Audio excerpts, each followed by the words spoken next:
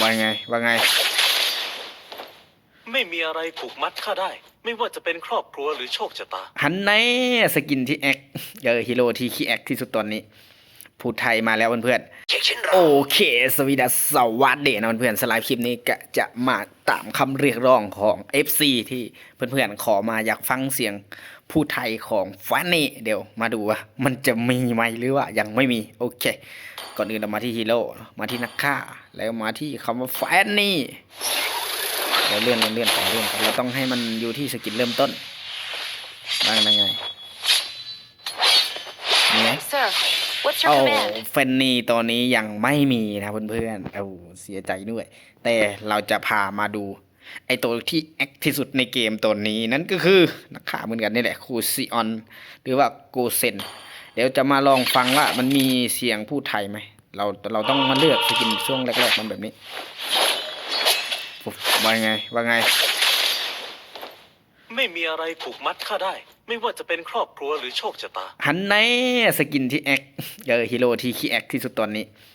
พูดไทยมาแล้วเพื่อนๆแล้วก็เราจะมาพามาดูอีกตัวหนึ่งนักฆ่าเหมือนกันฮายาบุสะ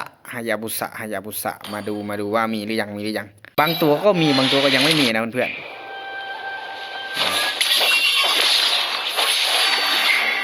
ฮายาบุสะซันโจ ฮายาบุสะซันโจก็จะประมาณนี้นะทุกคนถ้าเพื่อนๆอยากฟังเสียงตัวไหนก็ลองคอมเมนต์เดี๋ยวจะเข้ามาดูถ้ามันได้ก็จะทำคลิปมาให้ดู โอเคถ้าเป็นไอตัวไหนเอาลานเชลอตตัวนี้ก็แอคได้อยู่ แม้นบุภาลาลับควักน้ำจัดยังปรากฏ นี่โอ้ก็เสียงหล่ออยู่นะก็เสียงหล่อได้อยู่ตัวนี้เป็นฮีโร่ใหม่ เหล่าศิลปินอาจจะสูญเสียอัตลักษณ์ในงานศิลป์บางครั้งข้าเองก็แยกไม่ออกว่าตัวข้าส่วนไหนคือความจริงใช่พวกเราเนี่ยแหละของจริง จะประมาณนี้โอเคสำหรับคลิปนี้ก็จะมาแนะนำเพิ่มเติมสำหรับวิธี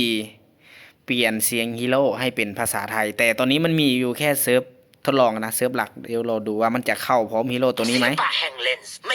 เพราะว่าฮีโร่ตัวนี้ยังเหลืออีกไม่กี่วันมันก็จะเข้านะทุกคนแล้วเข้ามาตั้งค่านะเพื่อนภาษาอะไรทุกคนนะภาษาตัวนี้จะเป็นภาษาให้เราเลือกเลยว่าเราอยากให้มันเป็นภาษาอะไรจะเป็นภาษาอะไรก็ได้แต่ภาษาไทยนั้นดีสุดแล้วโอเคมันจะมีคำว่าตัวอักษรแล้วก็เสียงอันนี้คือเสียงนะทุกคนนะถ้าเพื่อนๆยังไม่ได้กดใช้ภาษาไทยนี่ภาษาไทยเนี่ยมันก็จะพูดเป็นภาษาอังกฤษหรือแล้วแต่เลยนี่เพื่อนๆสามารถดาวน์โหลดได้เลยจะมีญี่ปุ่นด้วย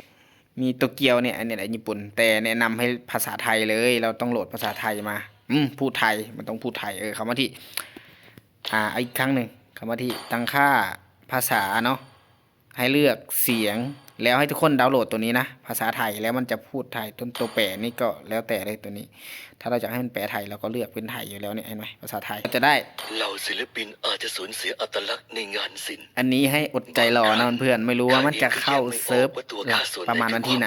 แต่ฮีโร่ตัวนี้มันจะเข้าแล้วแหละมันจะเข้าละเพราะว่าขนาดฮีโร่หลายๆตัวเดียวมันดูไอยูดูลาตัวนี้นะมาดูว่ามันจะมีเสียงภาคไทยไหม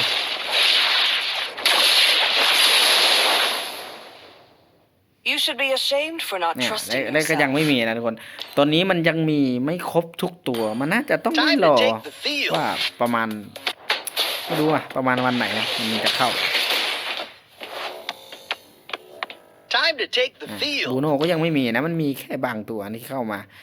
แล้วพี่จะมาอัปเดตให้อีกตัวหนึ่งที่ว่ามันกำลังโดนรีแวปใหม่นะแต่โคตรโหดเลยนะไอตัวเนี้ยเนี่ยที่มันรีแวปเพื่อให้เข้ากับไอตัวเอกของเรื่อง